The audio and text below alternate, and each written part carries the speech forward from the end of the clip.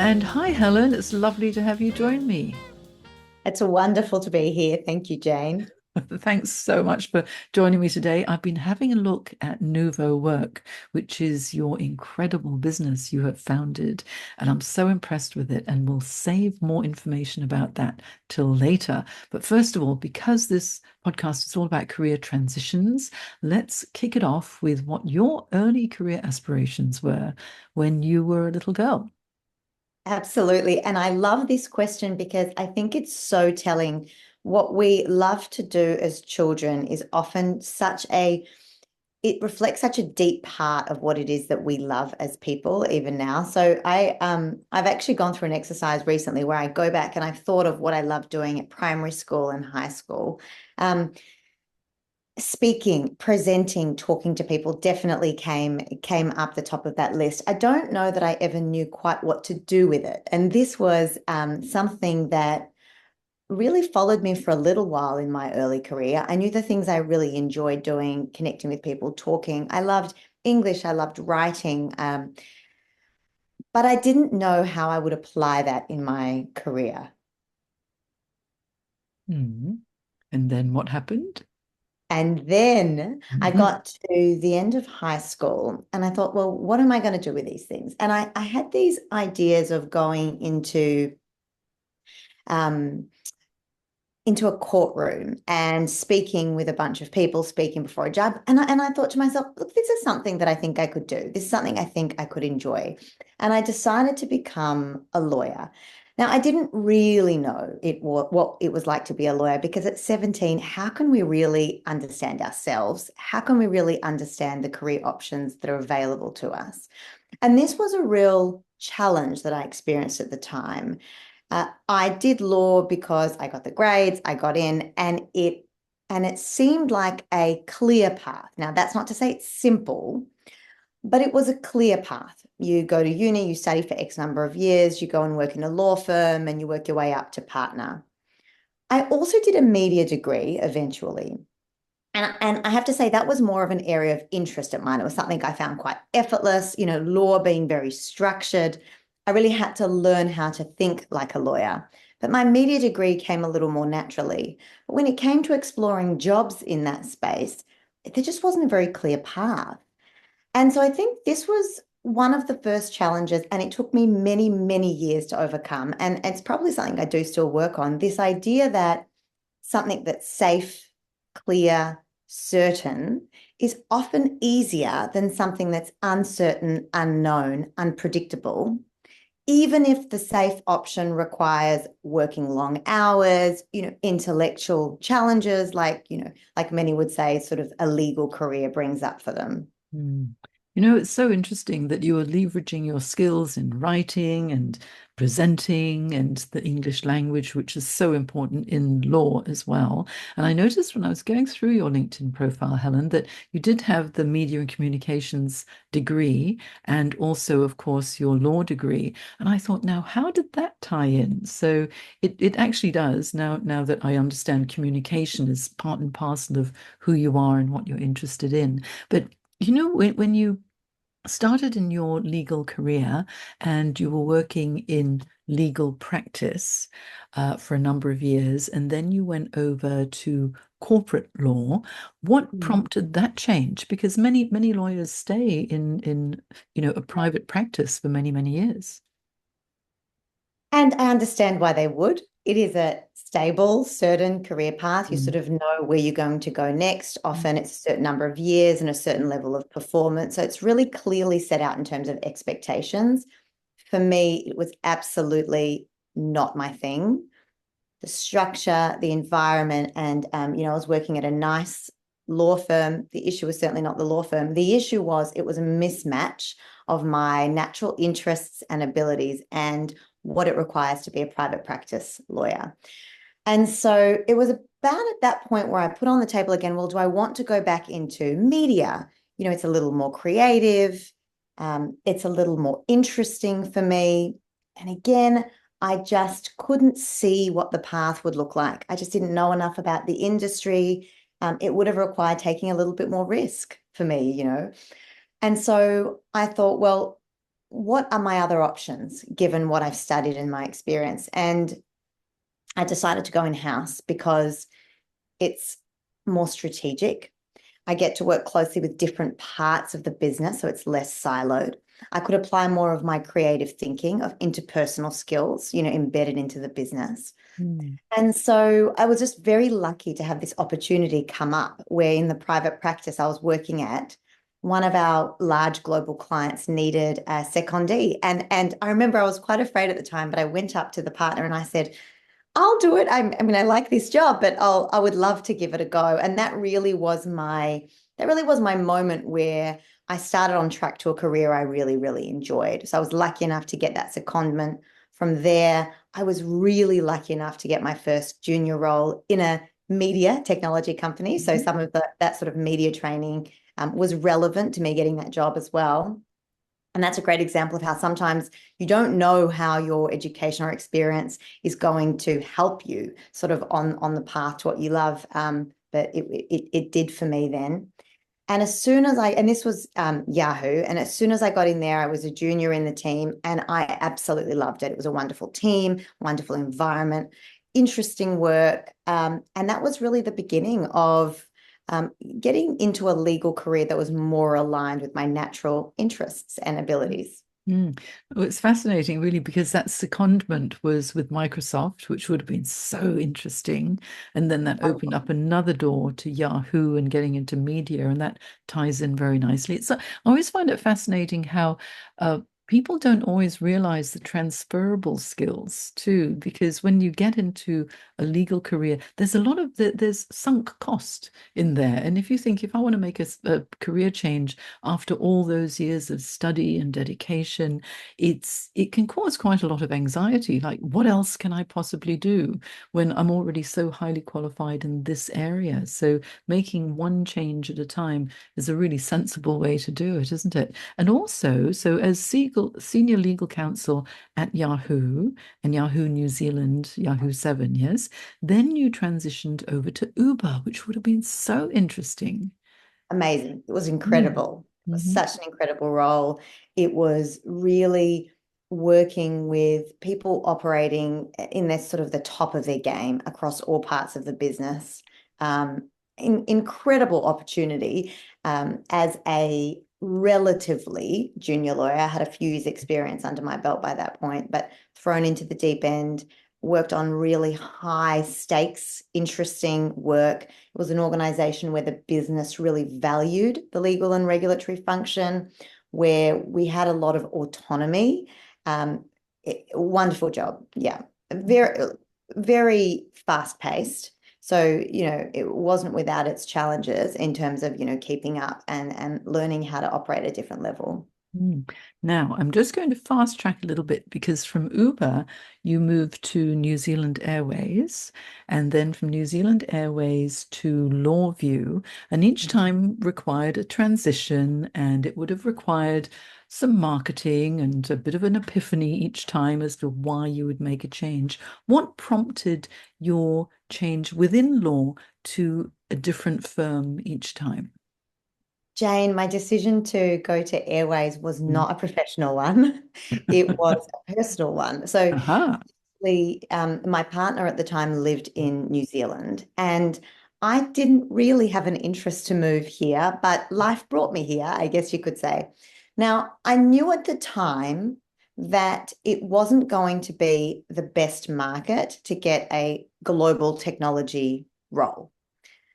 And maybe there was a little naivety in sort of exactly what the market would offer. But particularly at this time in my life, I was making decisions often based on, my personal life, considering my professional development. But I think sometimes I believe you shouldn't overthink career. You should sort of see where it goes as well. So I came over here, and that was the most interesting role that was on the table. And I found it really interesting because the general manager for that team that hired me, I liked her style. She was clearly going to be a leader that was going to allow lots of growth and development. And that's also what this role offered. So even though I had been operating at a high level in previous roles, I thought it's probably about time in my career that I get a head of title, that I actually start building teams and formally leading teams. And so there was some opportunity if I performed well to be able to do that here. So completely different sector, wasn't what I set out to do. Circumstances brought me there, and in hindsight, I'm I'm glad I did it.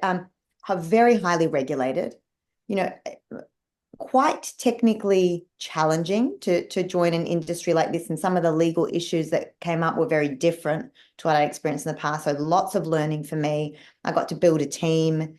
I got to, take over the regulatory function as well. We incorporated that into our team.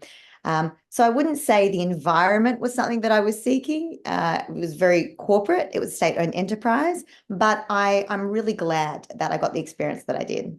Mm. And during that time, we can throw in COVID into the mix because that would have been True. so difficult. I mean, obviously for every airline. So being there through the COVID period must have been an incredible challenge.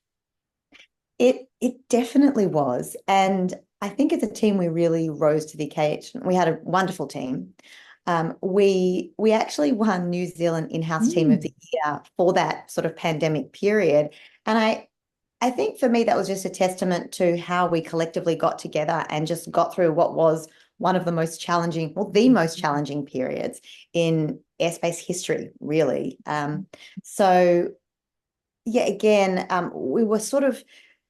we were lucky that just before that period, we'd started putting in a new technology. So we used LawView. I was a customer of LawView Mhm. before I went to work there. And so, again, there was a little bit of luck that we were set up with this system that when the pandemic hit, we had helped the business move to a new way of working with legal, which was quite remote, which allowed them to Mhm. contact us without having to come, to our desks or just to use email. So that worked out quite well for us. I think, I mean, honestly, to well, change countries, change industries, go through a global pandemic, it really helps you to develop resilience, doesn't it? And now that you've mentioned that LawView was one of your customers, and then there was another transition to LawView where you were General Counsel. So how did that happen? Well, I used the platform Mm. at Airways and I was impressed with it. And I thought this is really good software. And Mhm. so I got to know the team a little bit. And then they were looking for someone new to join their team. And I joined as general counsel. Mhm. So that was actually a global tech company that operated out of New Yeah, Zealand. I yeah. was fortunate enough to join. And so that was a really enjoyable time as well. Again, back into that scale up sort of space Mhm. where there's a lot of energy, where there's a lot of ambition, and things are moving quickly. I do love that environment. Yeah, yeah. I think enjoying that startup environment where things can be quite volatile and uncertain as well, and yet if you still thrive in it, then that means you're definitely up for the challenge because now you are the founder of Nuvo Work, and I've been having a look at what Nuvo Work does, and I think it's absolutely brilliant. It's such a good platform. What a clever idea to actually do this because I'll let you talk about it, but I've done my research on it, but I just think it's fascinating how, um, mentorship, having someone to talk, a real person to talk to in this day and age where AI seems to be taking over everything that we do at work. But now this is something where it's actually bringing human beings together. You're almost bucking the trend in a way, but it's something that is so much needed. So, tell me, to transition from permanent full-time, well, as permanent as work can be, okay, but full-time work into starting your own startup in, quite a volatile time in our history. What prompted that? Because I believe there was something that happened that gave you that spark of inspiration, yes? Absolutely, Jane, and thank you for that. That means a lot coming from you. It really was a mission-driven decision. Mm. I started Nuvo Work just after I'd had my second baby and a toddler. So there was a lot of change in general in my life. And sometimes that helps, life gets shaken up. And so I thought, well, now's probably the time. A couple of years ago, I met my own mentor, Mhm. and it was within one of the sort of first discussions that we had, that this underlying mission or perhaps drive that I had came to the fore. And like with any good mentor, it's not something necessarily that she said to me, but it was almost holding a mirror up. And it's sort of uncovering and unveiling all the deep motivations, interests, passions that perhaps I hadn't realized. Because what I will say about a career path like the law, but really any profession or any stable job, and I say stable like that because we all know that, anything can change at any time, really, for people. But it's a little bit of a trap in the sense that you may have other goals or desires, but the fear of the uncertainty that, like at the beginning of my career, it sort of holds you back from going after them. And I always knew I had an entrepreneurial spark, but I never thought I could do it. I never thought I could get through the fear. I never thought I could go to something that was less certain. And I think it was in that conversation with my mentor that I realized, oh, maybe I can. And I didn't necessarily know what it was. I didn't necessarily know what I could do, but the spark that I guess that turning point was I need to do something more and I can do it. I just need to build up the courage to do it. And so I didn't know what it looked like. And so I didn't force that either. I was enjoying my job. I enjoyed what I did. And I was started asking myself questions. Well, what really am I interested in? And something that's always interested me is people doing work they love. That's Mm. interested me because even as a teenager, I was acutely aware of the fact that my mum had given up her career when she had my brother. And it was she never said this, of course. She's a wonderful mum, but I think I always felt like she missed out on something, because of that. She gave it all up for us. And she always said to me, make sure, you find work that you really like and stick with it. And so, yeah, this was always a quest for me to find work that I loved. And when I built teams, a big part of that was helping people on the same path. And I found myself often informally talking to people about careers. So that was the space that I was really interested in. And I guess there's so many Mm. pieces, but There but are. what really prompted it for me was I started really noticing how the future of work was shaping the legal industry. And so I started noticing the skills now that were really relevant that I was using that I wasn't using 5 years ago, 10 years ago. I mean, we started with partners using dictaphones, Mm. and having their secretaries type it up for them. And 10 years later, we're using, contract matter management systems. We're using so many advanced tools. The legal function is now a data-driven function. And then as I dove into this, I also noticed how it was applying to other industries. I work with a lot of business leaders. They're experiencing the same things. I read a lot about it. And then, of course, when generative AI exploded onto the scene with Mm. ChatGPT, it really became mainstream at that point. And at that point, everybody starts realizing how quickly professional skill sets are changing. And then the fear comes up. Well, what does the future look like? What does it look like in law? What does it look like in every other profession? And so then I realized I had found the problem or the situation that I wanted to help be a part of providing a solution for. You know, there's so much to unpack in that story, I know, which is I feel amazing. it. But it's so good that you met this mentor who Mm. provided that initial spark, because that's what a mentor does. When you talk to them, they've got that wisdom and experience, and they're able to see through all of your own fears and doubts about yourself and provide that little bit of inspiration where you think, oh, well, maybe I can.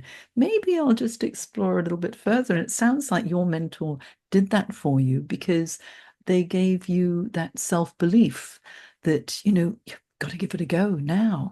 And when you mentioned, motherhood and how you felt, how your mother may have felt about, once you have children and then you gain something so wonderful, when you have children and grow a family, but then you lose something as well. And, are you meant to be pursuing your career path rather than taking time and being a terrific mum? And I think for women, we get pulled in so many different directions as well, that I'm sure that your mum would have been a good mentor to you or inspiration to you too, with regard to, how she handled her life and the way that things have developed beautifully for her too. And then this idea of what is going on in the industry. It's now becoming so depersonalized. And if it's all data, data, data, what's happened to the people? And what you've done, from what I'm learning about Nuvo Work, is that you're bringing the human side back into career paths, yes? So with Nuvo Work, it's not just for the legal profession, it's for everybody, isn't it? It is Yeah. absolutely for Okay. everybody. So, It's yeah, so tell me, how does it work? And then let's just expand upon it some more, because the premise of this business that you've started, I think it sounds like such an amazing platform. I love it that it's connecting people, and mentoring is one of the best ways to fast track your career. So here's Nuvo Work, which is going to help everybody with it. Let's find out more. Thank you, Jane. So, yeah, also some very interesting things to unpack with that. So, what Nuvo Work does is it's a platform that allows individuals, professionals, businesses to book sessions with vetted experts for one-on-one micro learning on demand. The mentoring aspect I can touch on first, because I completely agree with you, Jane. I think a really great mentor is someone that believes in you, that helps you see through your own limitations, because limiting beliefs are, in my opinion, probably the biggest block between where you are now and the next step. Mm.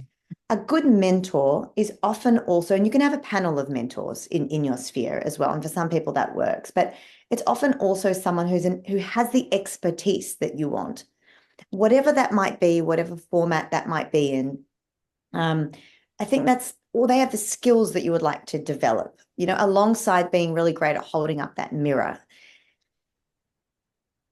So that's a really important part of this. And I think mentoring, it's often hard to find the right person or the right expert to connect with. You might cold reach out to someone on LinkedIn, you might hear back, you might not hear back, but also people are busy. People have their own things to do in their time. And I think often exchanging value, whether it's currency or something in return for a session with an expert, is important. That, I think there's a place for gratis conversations for people, but there's also a place to, provide some sort of value in return. So it's a sustainable arrangement for both people. The other side of it is that in this future where we look at, well, what are the role of machines versus the role of humans? I think some of the technology trends that are really impacting the way we work are just the pace at which technology is evolving. So this is one trend. And what that means is that organizations and individuals have more tools than ever before to produce more output with fewer resources. And so more organizations, we're seeing this now, they're taking on more tasks themselves in-house. And it's also the reason why Sam Altman, so OpenAI CEO, talks about or predicts the first single person billion-dollar company in the near future. More organizations are doing more with less resources. At the moment, we've got a very strong task sharing economy. I do predict a move towards more of an expertise sharing economy. And so back to what you were saying, on-demand access to human experts to cut through the noise. We have more data available than ever before. So really going to a place where you've got that on-demand access at your fingertips to get to the heart of what you need to talk about when you need to talk about it. And I think this is really what Nuvo Work is, and this is our vision for the future. I think it makes honestly, career development or career management so much easier because, of course, you can leverage your network. And remember, before it was 6 degrees of separation. If you know someone and if they can recommend you to talk to someone else, then finally, after 6 steps, you might get to the person you really want to talk to. Then with LinkedIn, how it's grown and over 1 billion members on the platform, it's really only 1 or 2 degrees of separation now where you're able to actually identify someone who someone you already know could introduce you to speak to them. But it's still a challenge because people reach out on LinkedIn and sometimes people don't respond because they might not be on the platform, every day, and they may not check their messages. But if you really want to get in front of someone who's got the skills and experience and expertise or just the kindness to be able to share their knowledge and be able to go to a platform, find the expert in your area of interest and book them for a 1 hour chat or a half-hour chat or whatever it might be, that would be gold, yes. And I've had a look on Nuvo Work, and you have such an amazing list of professionals in all areas that you can tap into their expertise. They've so generously agreed to be on Nuvo Work as well. You must be so well networked yourself, Helen, to be able to get these amazing professionals on the platform. Tell us a little bit about how you identify who to have on Nuvo Work and what they offer. So it's a great question because particularly starting out, there's a limit to how many people you can have offering services. And Mm, as you grow and scale, of course, you can scale mm, this out.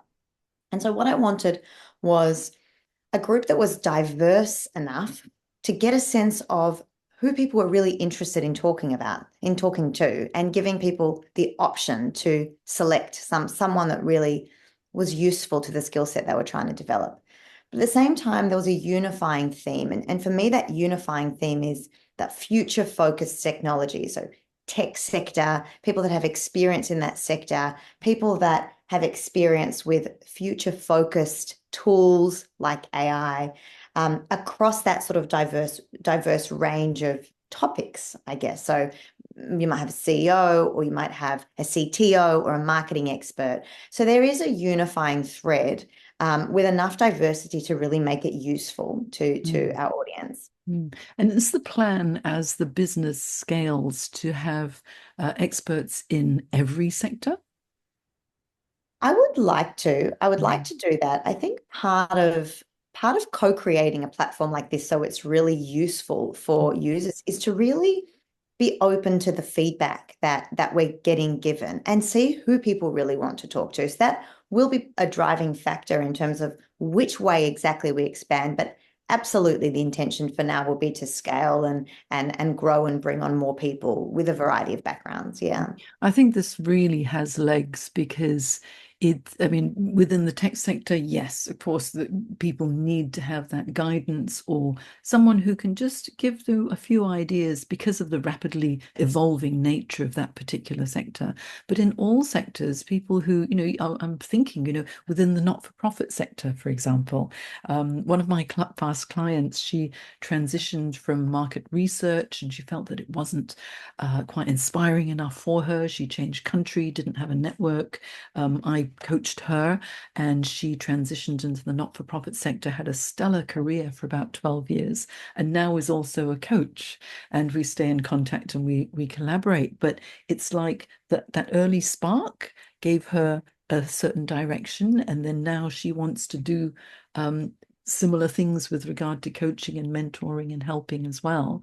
But that's in the not-for-profit sector. I reckon if there were people who wanted to transition from one particular industry into something different, whatever that industry may be, they'll need to have mentors there too. So as Nuvo Work grows, there'll be even more experts and expertise that you can tap into onto your platform. I'm very excited about it because mentoring, honestly, it's one of the best ways to gain clarity about your career and fast track the process as well when you're feeling a little bit stuck. And I'm very excited. So when did you launch this Nuvo Work? We've only formally launched it a few weeks ago. So we've got our Mhm. pilot offering out now. Mhm. One of the parts about this phase that excites me is, we are really open to hearing what people want to see, what's missing, where would our audience like this to go? So to me, this is one of the most exciting parts, I must say. Mhm. Oh, you know what I would love is listeners to the show, if they like this idea, to send me an email at jane@janejacksoncoach.com and tell me what you need, and also find Helen Doukas on LinkedIn and connect with Helen and follow what's happening, because I mean, obviously this podcast will be released on LinkedIn as well and all podcast platforms, but it'll be so easy to find you, Helen. You can just type in the search Nuvo Work or Helen Doukas, which is Doukas, and connect with Helen to find out more. But also, you can follow Helen on Instagram, yes, at nuvo.work. And the website is www.nuvo.work as well. And where else would you like people to find you, Helen? I mean, that would be great. Those platforms Mm. are great. We're on LinkedIn. We spend a bit of time on Instagram. We're on TikTok, Nuvo_work occasionally. I'm still getting used to the platform. But yeah, it would always be great to connect with people who are interested. Yeah, yeah. I honestly think that this is such a brilliant idea, and this all stemmed from you having a conversation with a mentor yourself. So you're living proof that, really the world is your oyster once you gain that self-belief and the idea, and also the courage to be able to take that leap of faith and do it. And only 3 weeks in, I reckon in 2 or 3 months, this is going to grow exponentially. It's very, very, very exciting. And also having made all those career transitions yourself, and moving from one industry to the tech industry, into the media industry, and into the airline industry, and changing country, as well as changing careers too. You're living proof that change is possible, and you just need to have that strength of conviction in order to do it. Yes. So, Helen, if I was going to ask you, what would be your top tip for anyone who wants to take control of their career direction? What would you advise?